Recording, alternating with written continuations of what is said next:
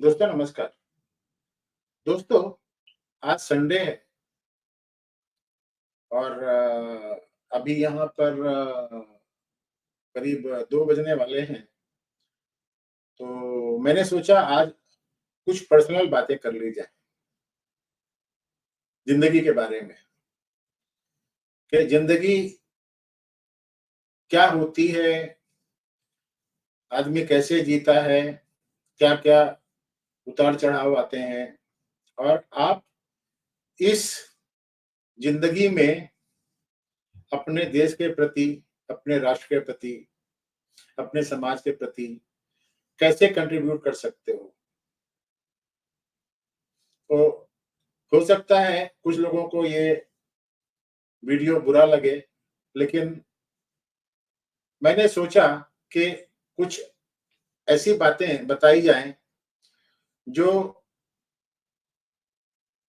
हमारे ना रहने के बाद में भी इस वीडियो के रूप में आने वाली पीढ़ी को या जो सुनने वाले हैं उनको इंस्पायर करती है। दोस्तों, मैंने पहले भी बताया है कि मैं एक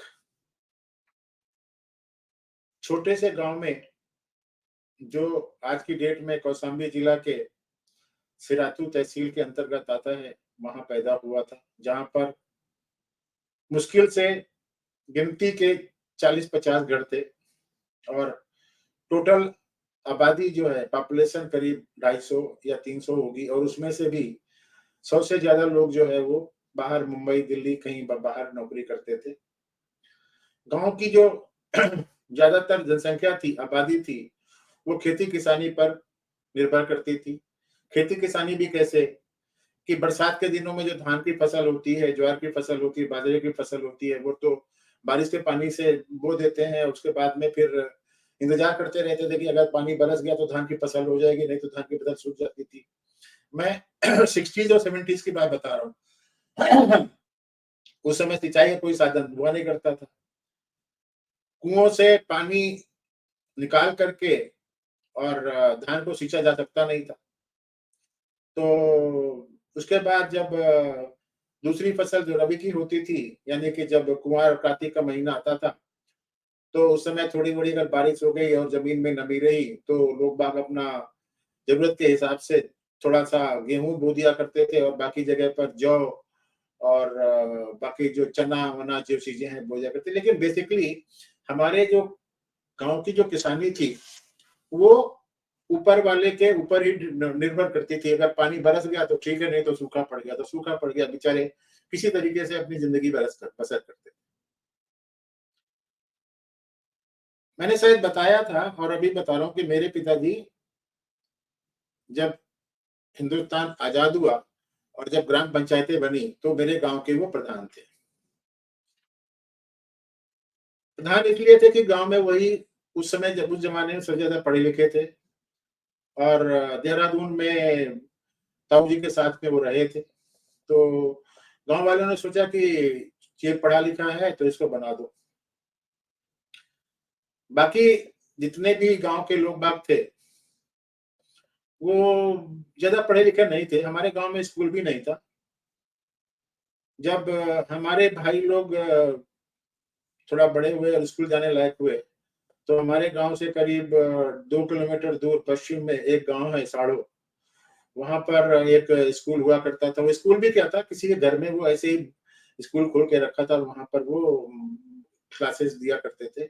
बच्चे लोग उस ज़माने में अपना खुद का बोरिया-बिस्तरा लेके जाते थे वहाँ पर बैठने के लिए और अ, एक लकड़ी की काली पट्टी होती थी जिसके ऊपर हम लोग पाटी बोलते थे, उसके ऊपर लिखा-पढ़ा करते थे। एक ही टीचर हुआ करता था। तो वहाँ से धीरे-धीरे करके ताऊ जी देहरादून में थे, तो ताऊ जी ने बड़े भाई को बुला लिया। हमारे ताऊ जी के जो लड़के थे, उनके एक ही लड़का था, उनको बुला लिया। फिर हमारे बड़े भाई साहब को बुला लिया, फिर दूसरे भाई साहब को बुला लिया और मैं गाँव में रह छोड़ दिया गया कि मुझे खेती-बाड़ी करनी है। एनीवे किस्मत ने थोड़ा-सा साथ दिया। हम हाई स्कूल में बिना किसी रुकावट के जब पास हो गए, तो घर वालों को मुसीबत हो गई कि अब क्या करें? तो हमारे को भी पढ़ने के लिए देहरादून भेज दिया गया या मैं चला गया वहाँ पर। और मैंने वहाँ से बीएससी की। बीएससी करने के बाद में फिर लोगों ने मुझे गाँव में भेज दिया, वहाँ पर मैंने 2 साल बर्बाद किए। बाद में फिर मैंने ज़बरदस्ती गाँव से भाग करके या सब जो समझो, अपने बलबूते पर मैंने एमएससी की और एमएससी करने के बाद में फिर मैं एमफिल करने के लिए दिल्ली यूनिवर्सिटी चला गया। वहाँ से आईआईटी दिल्ली में पीएचडी कर रहा था और वहीं से मैंने नौकरी कर ली, क्योंकि भाई साहब जो एयरफोर्स में थे उस समय, उन्होंने आकर के मुझे थोड़ा-सा डरा दिया था कि अब वो शायद उनके मतलब मेरी उनको हार्ट अटैक 79 में हो चुका था और 85 में वो मेरे पास में आए थे जनवरी के महीने में। उन्होंने बोला कि मेरा भरोसा नहीं है, ये है, वो है और मेरे बच्चे हैं, आप एक काम करो, पीएचडी करने के बजाय नौकरी कर लो, ये कर लो, वो कर लो। तो मैंने फिर मेरा ध्यान बदल गया और मैंने इम्तिहान-विम्तिहान देने शुरू कर दिए और फिर मैं पहले जून 85 में मैं जून 86 में रादर नहीं, जून 85 में, हाँ, जून 85 में पहले मैं बैंक में गया, पंजाब नेशनल बैंक में। उसके बाद में फिर मेरा जब प्रीलिम पास हो गया तो मैं वापस आईआईटी में आकर के एग्ज़ाम दिया सिविल सर्विसेज़ का और फिर मैंने कस्टम में जॉइन कर लिया। और उसके बाद में अगस्त 86 में आज के ही दिन, आज क्या तारीख है? 28 है शायद, हाँ? मतलब कल 27 तारीख को भाई साहब को हम लोगों ने दिल्ली में चिता में मैंने अग्नि दी थी, 26 तारीख की रात को उनका देहांत हुआ था। तो उसके बाद में फिर मैं नौकरी में रहा। अब ये है कि ये मेरा अपना जीवन की बात बता। तो मेरे को सिविल सर्विसेज में बाद में क्वालीफाई करने का चांस नहीं मिला, क्योंकि जनरल स्टडीज सेकंड पेपर की जो कॉपी है यूपीएससी ने कहीं पर ट्रांजिट में खो दी थी और जिसके लिए उन्होंने इम्तिहान करवाया। क्योंकि मैं बॉम्बे में था, बॉम्बे से दिल्ली आया गया, ऐसा हुआ कि मेरे को वो जो लेटर है वो मिला ही नहीं है और इस तरीके से मैं बॉम्बे कस्टम्स में ही रह गया। अब सवाल ये उठता है कि आप जो मेरा मतलब टाइटल है वो ये है कि everyone can contribute to the nation in unique way. जब मैं देहरादून में गांव से जाकर के अपने आप एमएससी कर रहा था, उस समय मैं अपने को सर्वाइवल के लिए कुछ ट्यूशन पढ़ाता था। उन ट्यूशन में एक ट्यूशन मैं एक ऐसे बच्चे को पढ़ाता था जो 9th में था, 9th या 10th में था और वो विद्या मंदिर ओरिएंट सिनेमा के बगल में था, वहां पे पढ़ता था। उस लड़के का नाम संजय मित्तल था। संजय मित्तल की ट्यूशन मुझे मेरे एक दोस्त जो अभी ओएनजीसी से रिटायर हुए हैं और दिल्ली में रहते हैं, डॉक्टर नरेश शर्मा ने दिलाई थी। डॉक्टर नरेश शर्मा को वो ट्यूशन प्रभाकर बिष्ट ने दिलाई थी। प्रभाकर बिष्ट देहरादून में तिलक रोड के पास में थे। वो एमएससी मैथमेटिक्स थे और ट्यूशन पढ़ाते थे। तो हम लोग सर्वाइवल के लिए ऐसे ही यहाँ वहाँ से ट्यूशन लिया करते थे। तो संजय मित्तल को पढ़ाने के लिए उनके पिताजी मेरे को 100 रुपया महीना ट्यूशन का पैसा दिया करते थे। संजय मित्तल के पिताजी उस समय ओएनजीसी में थे। वो उन्होंने एमएससी मैथमेटिक्स से किया। संजय मित्तल 2 भाई थे। संजय मित्तल बड़ा था, उसका छोटा भाई जो है वो अनुज मित्तल थे। ये लोग सर्कुलर रोड में रहते थे, द्वारका स्टोर के पीछे। तो संजय मित्तल पढ़ने लिखने में बहुत बहुत सिंसियर लड़का था और मुझे उसको पढ़ाने में, ट्यूशन पढ़ाने में मजा आता था। कभी-कभी तो 1 घंटे के बजाय मैं 1.5 घंटे भी उसको पढ़ाता था। मेरा उसको पढ़ाने का जो मकसद था, I used to teach him chemistry and biology. Physics भी मैं पढ़ाता था बट अब फिजिक्स भी पढ़ाऊँ और बायोलॉजी भी पढ़ाऊँ और केमिस्ट्री भी पढ़ाऊँ, इतना मेरे पास समय नहीं हुआ करता था। मैं शाम को 4:30 बजे जब मेरे प्रैक्टिकल खत्म हो जाते थे, उसके बाद में मैं उनको ट्यूशन पढ़ाने जाता था। 1 घंटा ट्यूशन पढ़ता था। संडे को भी जाया करता था। इसमें मुझे कोई शर्म नहीं आती है, क्योंकि कभी-कभी वो मित्तल कि संजय मित्तल की मम्मी मुझे खाना-वाना भी खिला दिया करती थी। वो तो ख़ैर देहरादून में जहाँ भी ट्यूशन पढ़ाने जाओ वहाँ पर जो टीचर होता है उसको चाय-वाय वो पिला ही देते हैं। अगर शाम के टाइम आप जा रहे हो तो खाना भी खिला देते हैं। इसके अलावा 2-3 ट्यूशन और मैं पढ़ाता था।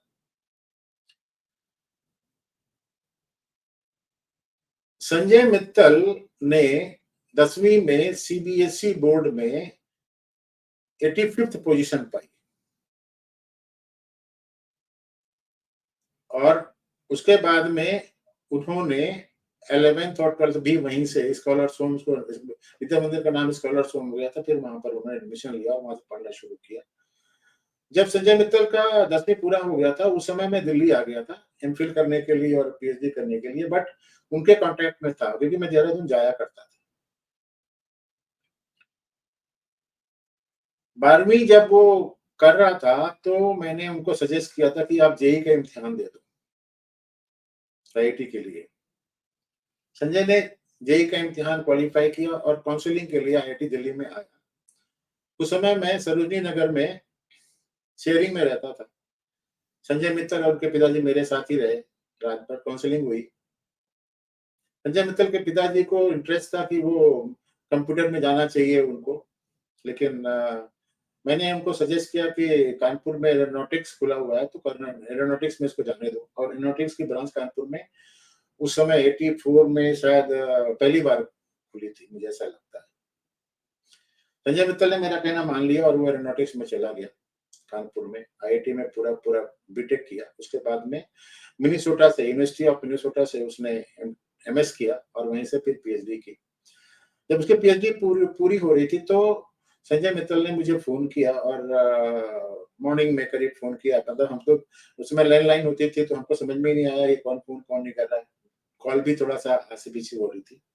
अल्टीमेटली जब संजय मित्तल से मेरी बात हुई तो संजय मित्तल से मेरे से एडवाइस लिया कि सर मुझे अमेरिका में रहना है या इंडिया में आना है। तो मैंने उसको बोला, मैंने कहा बेटा आपको, आपने अमेरिका से सीख लिया है, अब इंडिया में आ जाओ और इंडिया में आप यहाँ पर काम करो जिससे कि इंडिया का भला हो जाए आपकी वजह से। और संजय मित्तल ने मेरी एडवाइस मान ली और वो आईआईटी कानपुर में आकर के लेक्चरर बन गया। और आज की डेट में वो शायद हेड ऑफ डिपार्टमेंट एरोनॉटिक्स है। मैं उसके थोड़ा सा उसके बारे में आपको बता देता हूँ कि वो क्या है। मैं इसलिए बता रहा हूँ, मैं ब्रैग नहीं कर रहा हूँ, मैं ये बता रहा हूँ कि आप किस तरीके से सोसाइटी में कंट्रीब्यूशन कर सकते हो। आप अपने तरीके से भी कंट्रीब्यूट कर सकते हो और आपके द्वारा जो बच्चे हैं उनका भविष्य कैसे आप सुधार सकते हो, मैं ये बोल रहा हूँ।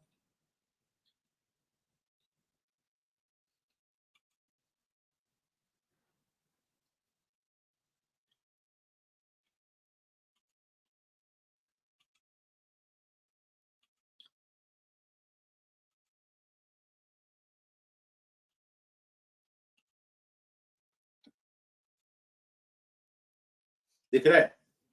Professor of aerospace engineering, Indian Institute of technology. अब ये होम में देखें क्या है।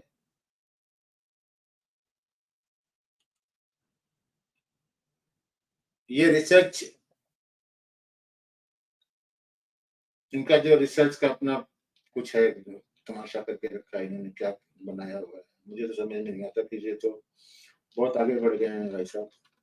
एनीवे, थोड़ा और पीछे देखते हैं क्या है ये इनके कांटेक्ट इन्फॉर्मेशन है। ये है संजय मित्तल, बुढ़ा हो गया बेचारा, हम भी बुढ़े हो। ये इनका एड्रेस है। इसके बाद एजुकेशन देखिए, ये देखिए 84 में इसने स्कॉलर होम देहरादून से किया था 12वीं। तो 10वीं कब किया था? 82 में। और मैंने एमएससी 82 में की थी, तो मैंने 10वीं तक इसको ट्यूशन पढ़ाई थी। उसके बाद में फिर क्या हुआ, देखिए बीटेक इन्होंने किया 88 में, 4 साल के बाद में बीटेक किया। कहाँ से? इंस्टीट्यूट ऑफ टेक्नोलॉजी कानपुर से किया। उसके बाद में 90 में यूनिवर्सिटी ऑफ मैनेजर से एमएस किया, फिर पीएचडी किया 92 में। ओके, अक्टूबर में, दिसंबर 90 में, दिसंबर 90 में उसने एमएस पूरा किया और अक्टूबर 92 में ये किया। और उसके बाद में फिर आईआईटी में प्रोफेसर बन गए। अब आगे देखें एक्सपीरियंस क्या है। देखें एक्सपीरियंस, ये हेड एरोस्पेस इंजीनियरिंग, ठीक है।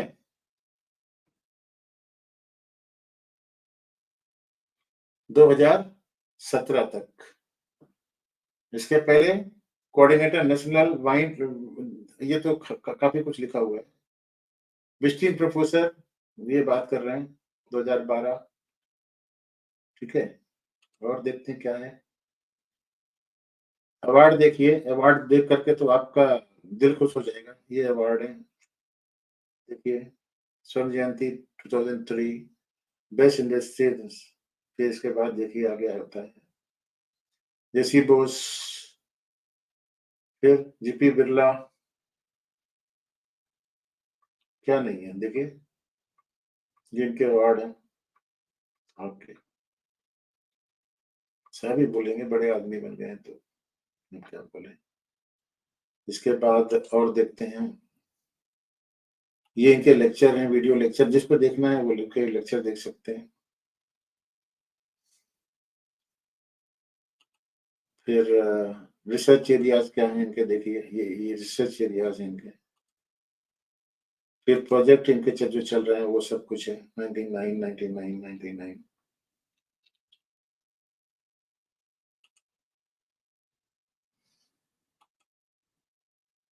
ये कोर्सेज जो इन्होंने पढ़ाए हैं अपने पूरे सारे सारे हैं। फिर पब्लिकेशंस क्या है इनके देख लीजिए, 91 से लेकर के लगातार पब्लिश हो रहे हैं।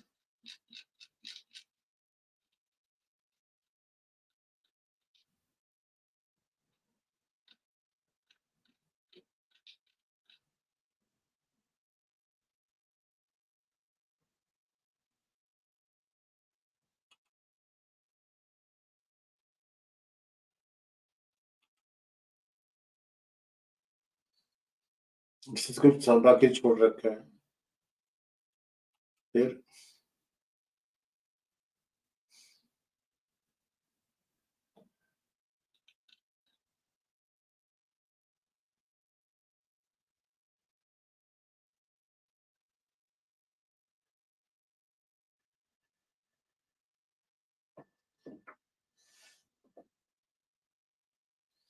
ये ध्रुव मित्तल इनका लड़का है।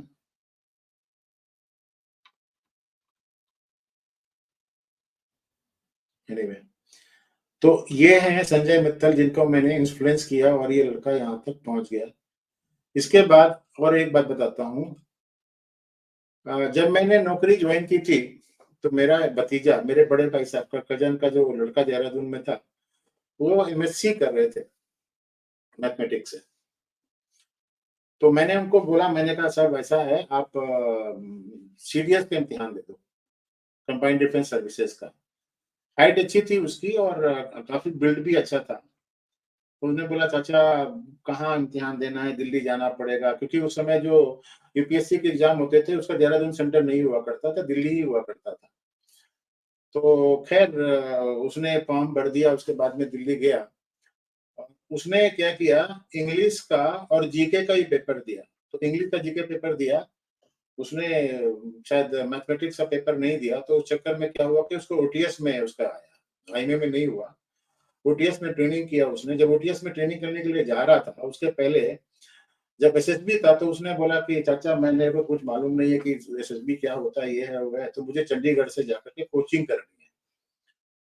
तो मैंने उसको कोचिंग के लिए कुछ हेल्प किया, पैसे वैसे दिए, तो बेचारा कोचिंग करके वापस आया और बाद में फिर वो एसएसबी क्वालीफाई कर गया और ओटीएस मद्रास से उसने पास आउट किया और आज की डेट में वो शायद कर्नल है, मेरे ख्याल में कर्नल ही होगा। मैंने तो पूछा नहीं है, अभी मेरठ में पोस्टिंग है उसकी। तो उसकी जिंदगी बनाई हमने, गांव में थे हम। इसके बाद 1999 के आसपास में एक और लड़का था जिसकी मैंने जिंदगी बनाई है, जिसके बारे में मैं काफी मतलब अब गर्व महसूस करता हूँ कि मैंने सोसाइटी में कुछ ऐसे लोगों को, हाँ यहाँ पर ये बताना जरूरी है कि जो हमारा चंद्रयान गया है उसमें जो फ्यूल है, ये सब कुछ जो रखा गया है, उसका बारे में जो भी रिसर्च हुई है वो उसमें संजय मित्तल का कंट्रीब्यूशन है। तो संजय मित्तल ने अगर उसमें कंट्रीब्यूट किया है तो संजय मित्तल को संजय मित्तल बनाने में हमारा भी कंट्रीब्यूशन है, तो हमारा भी कुछ कंट्रीब्यूशन हो सकता है ये मैं बोलता हूँ। anyway, तो 99 में मैं जब बम्बई में था तो किसी काम से मैं state bank of India main branch में गया था। वहां पर मेरे एक जो वहाँ पे ऑफिसर थे, पीपी कर्णिक साहब थे, उनको मैं मिला। तो पीपी कर्णिक साहब ने बोला कि साहब आप कस्टमर काम करते हो, ये है वो है, मेरे लड़के ने इंजीनियरिंग करके रखी है और वो रोज पुणे में प्राइवेट में नौकरी करता है, यहाँ से अप एंड डाउन करता है, तो आप उसको कुछ बताइए तो कस्टमर में कैसे आना है, क्या करना है, ये है वो है। तो मैंने उसको बोला कि आप उसको मिलने को भेजो। तो वो संदीप कर्णिक उसका नाम है लड़के का। आज की डेट में एडिशनल कमिश्नर है या जॉइंट कमिश्नर है, पता नहीं, पुलिस में है महाराष्ट्र के अंदर। तो उसको मैंने गाइड किया कि आप एक यूपीएससी दे दो। तो आई वाज सरप्राइज कि बॉम्बे में उस समय लड़कों को यही नहीं मालूम था कि यूपीएससी होती क्या है, जबकि उन्होंने इंजीनियरिंग करके रखी थी। तो मैंने उसको बोला कि तुम एम्प्लॉयमेंट न्यूज अखबार वाले को बोल, तो वो डाल देगा, उसमें जब तो देख लेना। उसके अलावा मैंने उसको बोला, मैंने कहा कि वीटी के पास में, आज के सीएसटी स्टेशन बोलते हैं, वीटी के पास में महाराष्ट्र गवर्नमेंट ने एक आईएएस कोचिंग सेंटर खोल रखा है, उसका इम्तिहान दे दो, अगर वहां पर सिलेक्शन हो गया तो वो लोग आपको कोचिंग देंगे। संदीप का उस कोचिंग सेंटर में सिलेक्शन हो गया, और उसके बाद में कोचिंग सेंटर में क्या होता है कि you are not allowed to go to your home. बेचारा घर नहीं आ रहा था, तो उसकी मम्मी मेरे ऊपर बहुत बिगड़ती थी कि मेरा लड़का बंबई में ही रहता है और आपकी वजह से वहां पे चला गया। कर्णिक साहब मेरे को शिकायत करते हैं कि सिंह साहब क्या आपने कहाँ फंसा दिया, ये एनीवे। संदीप कर्णिक वहीं पे बैठा, वहीं पर रहा, और वहीं से उसने सिविल सर्विसेज का इम्तिहान दिया, और उसने फर्स्ट अटेम्प्ट में आईआरटीएस निकाला, इंडियन रेलवे ट्रैफिक सर्विस। और उसका साउथ ईस्ट रेलवे में कहीं पर उसका अपॉइंटमेंट हुआ। उसके बाद में जब वो बंबई में आया तो फिर मेरे पास आया घर मिलने के लिए और बोला, सर मैं आईआईटीएस में हूँ, मैं इम्तिहान कब दूं? तो मैं बोला तुम एक साल पूरा पूरा और ब्रेक लेकर के दोबारा से फिर से एग्जाम दो, अभी तुम्हारे पास में एज है। और उसने मेरे ख्याल में 2000 या 2001 में उसने फिर से इम्तिहान दिया, और 85th पोजीशन या 85 पोजीशन आई थी, लेकिन वो आईएएस नहीं बन पाया, लेकिन महाराष्ट्र में उसने टॉप किया और वो आईपीएस बन गया। आईपीएस बनने के बाद में होता क्या है कि ये लोग जब बड़े बड़े जगह पर चले जाते हैं और उनकी जब शादियां हो जाती है तो बीवियों के चक्कर में और जो भी होता है उनके चक्कर में फिर कांटेक्ट में रहते नहीं। बट हमें सेटिस्फेक्शन इस बात का है कि संदीप कर्णिक को भी हमने गाइड किया था, और वो संदीप कर्णिक आईपीएस है आज की डेट में महाराष्ट्र कैडर में। मैं उसकी शक्ल दिखा देता हूँ, और मैं दावे के साथ में कहता हूँ कि अगर संदीप कर्णिक या संजय मित्तल को कभी ये वीडियो दिखाई देगा तो वो कमेंट करें और मुझे बताएं कि क्या है, कैसा है। देखिए ये क्या है, Pune police news, commissioner of police Ritesh Kumar, joint commissioner Sandeep Karnik list, अभी वो ज्वाइंट सीपी पुणे है। Ganesh festival become famous all over, इसमें संदीप कर्णिक का है। आईपीएस ट्रांसफर प्रमोशन 2022 का Pune crime, CP Rajesh Kumar takes action against gangster, this major IPS reshuffle 2022 की बात कर रही है। अराउंड 40 ऑफिसर्स ट्रांसफर 2022 के promotion cancel, cancel of transfer promotion of IPS officers. ये देखिए Maharashtra government transfer over this, ये पुरानी बातें हैं। Pune crime news, DCP Samantha Patel extern 3 chemical, ये 84 कॉप ट्रांसफर, ये 18 का है। अभी मैं न्यूज देखता हूँ, न्यूज में ऐसा इसमें देखा संदीप कर्णिक, देखिए कौन है।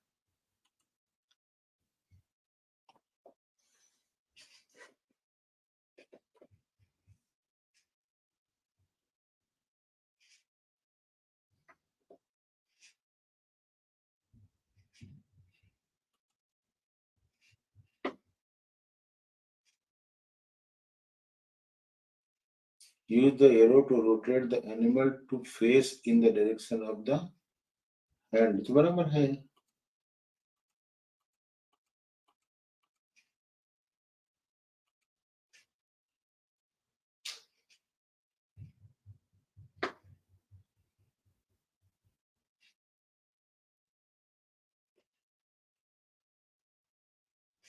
Make sure the animal is facing the same direction as the hand is pointing towards. Okay.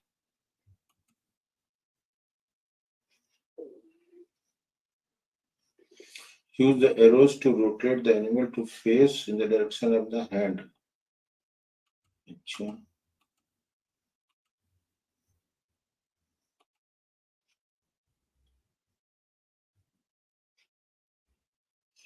use the arrow to rotate the animal to face in the direction of the hand. Okay.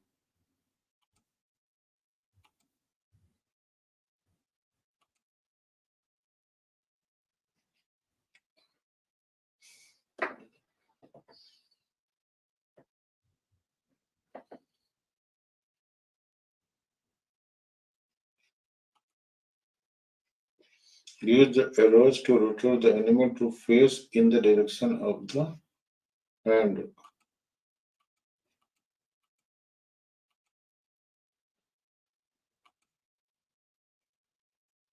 Use the animal to rotate the animal to face in the direction of the direction of the hand.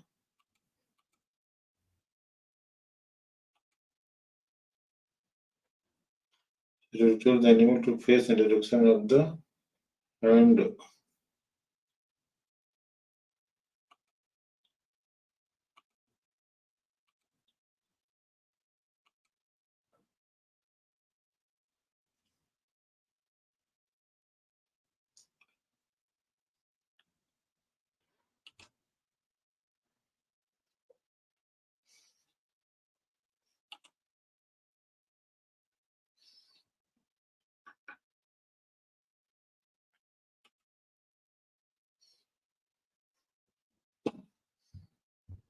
नहीं दे रहा है, मैं आपको इसका वैसे दिखा देता हूँ क्या है। ये देखिए संदीप कर्णिक साहब का, यहाँ से दिखाते हैं क्या है। ये नहीं दिख रहा है, ये फोटो नहीं है। एनीवे और कहीं से देखते हैं।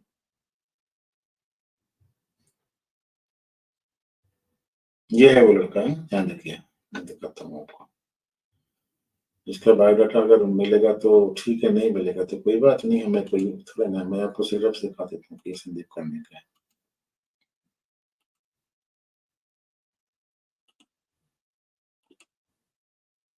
ये है वो लड़का, है देखिए।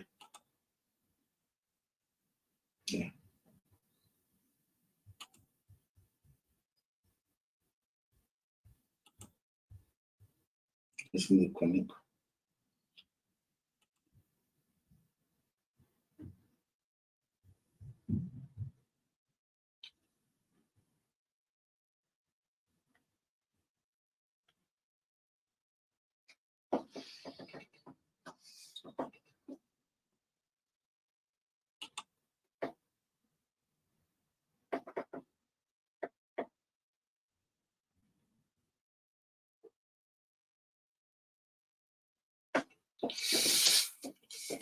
तो देख लिया आपने कैसे आप किसी को इन्फ्लुएंस कर सकते हैं।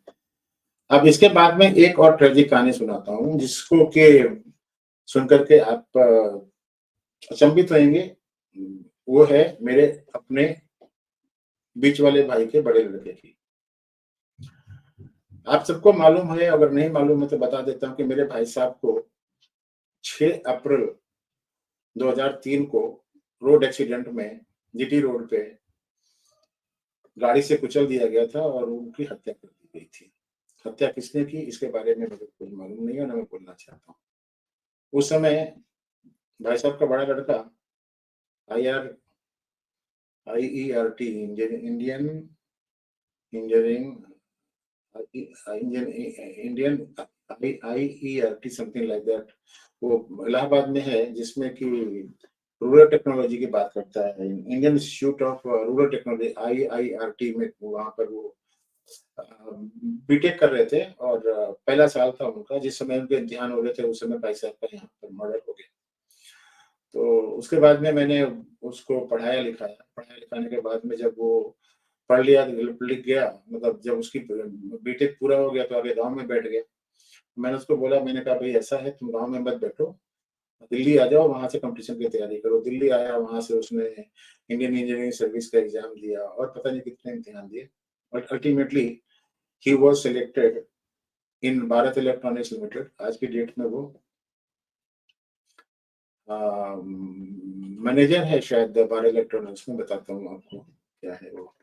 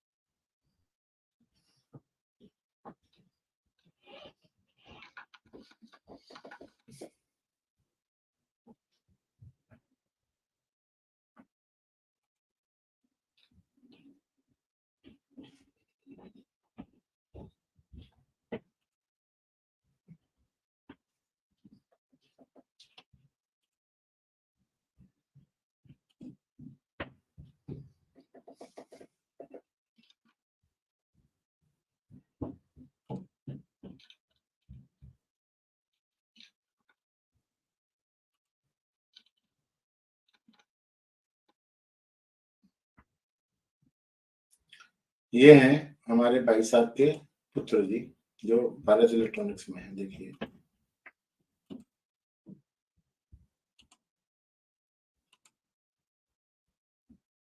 ये है, ज्यादा इसमें डिटेल अपना डाला नहीं है। अगर इसको मैं उसमें लेके जाऊं, अगर वहां होगा तो शायद मेरे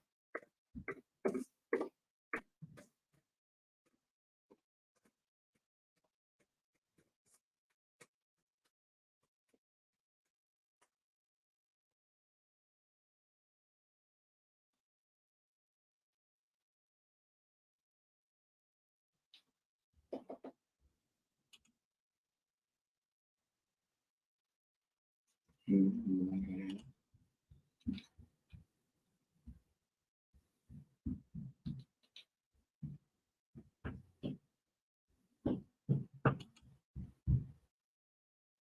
ये नहीं है। खैर, तो मेरा कहने का मतलब ये है कि आप खुद अगर कुछ नहीं कर पाते हो तो कम से कम पॉजिटिव वाइब्स भेजो, और अपने सराउंडिंग में जो भी बच्चे हैं और जो भी आपके दोस्त यार हैं, कम से कम उनको अच्छी तरीके से गाइडेंस दो, so that they can contribute. अभी ये जो अभय प्रताप सिंह है, मेरा जो भतीजा है, वो भारत इलेक्ट्रॉनिक्स में है और रडार का कुछ वो कर रहा है, IIT मद्रास से उसने शायद MS भी कर लिया है। तो कहने का मतलब ये है कि आप किसी भी तरीके से किसी भी बच्चे को सोसाइटी में किसी को भी गाइड करके उसकी अगर जिंदगी बना सकते हो, और वो अगर नेशन के अपलिफ्टमेंट के लिए और कंट्रीब्यूशन कुछ दे सकता है तो अच्छा रहेगा।